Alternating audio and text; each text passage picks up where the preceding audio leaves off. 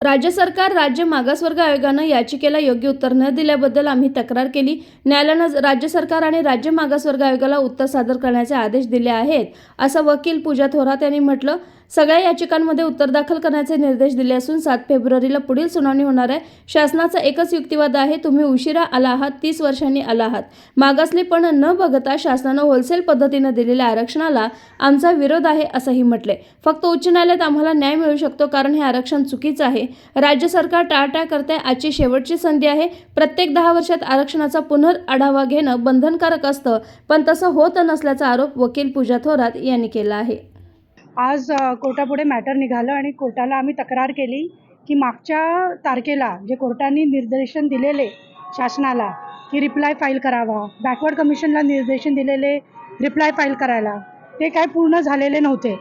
म्हणून as a last chance म्हणून कोर्टाने त्यांना अजून एक संधी दिली आहे की सगळ्यांना सर्व्हिस करायला। कारण सगळ्यांना सर्व्हिस काही पिटिशन्समध्ये रिप्लाय फाईल केले, काही पिटिशन्समध्ये रिप्लाय नाही फाईल केले। बॅकवर्ड कमिशननी पण सगळ्या पिटिशन्समध्ये रिप्लाय दाखल केलेले नव्हते। म्हणून एक शेवटची संधी दिली आहे 2 आठवड्याची की त्यांना सगळा हा जो कागदपत्र व्यवहार आहे पूर्ण करून द्यायला, सगळ्यांना सर्व्हिस करायला। त्याच्यावर जर आम्हाला रिजॉइंडर करायचं असेल तर त्याची अजून एक संधी दिली आहे आणि 7 तारखेला पुढची तारीख दिली आहे। आम्ही कोर्टाला अशी मागणी केली की 7 तारखेला आम्हाला हिअरिंग इनिशिएट सुरू करायची, कारण ह्याच्यावरती काहीतरी निर्णय व्हायला खूप गरजेचा आहे। तर कोर्टाने हे आश्वासन दिलं आहे की 7 फेब्रुवारीला ही हिअरिंग सुरू होणार आहे आणि त्याच्यावरती ते मग कन्क्लुजनला घेता येईल। कोर्टात जोरदार खडाजंगी झाली, तुमचा युक्तिवाद नाही, शासनाचा एकच युक्तिवाद असतो की तुम्ही 30 वर्षानंतर आलेला आहात, की प्री इंडिपेंडन्स चा हा रिझर्वेशन आहे आणि तुम्ही 2018 मध्ये चॅलेंज केलेला आहे। तर त्याच्यावर आम्ही कोर्टाला हे पटवून दिलं की इंदिरा चव्हाणीचे डायरेक्शन सुप्रीम कोर्टाचे झाल्यानंतर फक्त एका जीआरनी होलसेल रिझर्वेशन जे दिलं गेलं बरेचशा मोर दॅन 150 कम्युनिटीजना, आम्हाला त्याचा विरोध आहे, त्या पद्धतीचा विरोध आहे।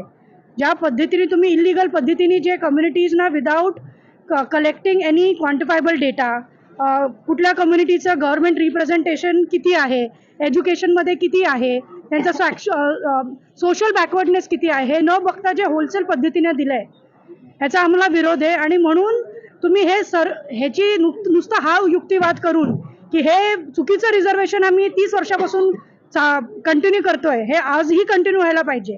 तर त्याच्यावरती हा आमचा आज शासनाच्या युक्तिवादावर हा विरोध होता। तुम्हाला वाटतं की तुमचा जो आक्षेप आहे आणि त्याचा निर्णय हायकोर्टाच्या हातात आहे? हो, आज आमचा जो विरोध आहे ह्याच्या फक्त एकच फोरम आहे हे डिसाईड करण्यासाठी, जे आहे हायकोर्ट। कारण PIL मध्ये जे ज्युरिस्डिक्शन आहे की जर शासन कुठली जरी चुकीचं रिझर्वेशन, कुठली घडामोडी चुकीची करत असेल, व्यवसाय जे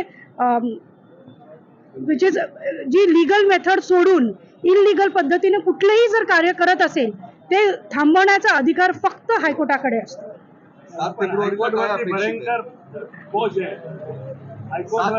काय अपेक्षित आहे?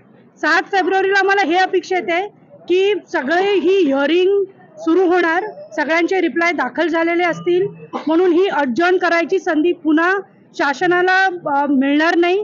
शासन जे हा विषय टाळोटाळ करतोय, मागचे 5-6 वर्ष जो हा विषय टाळतोय, त्यांना पुन्हा टाळायला ही संधी मिळणार नाही।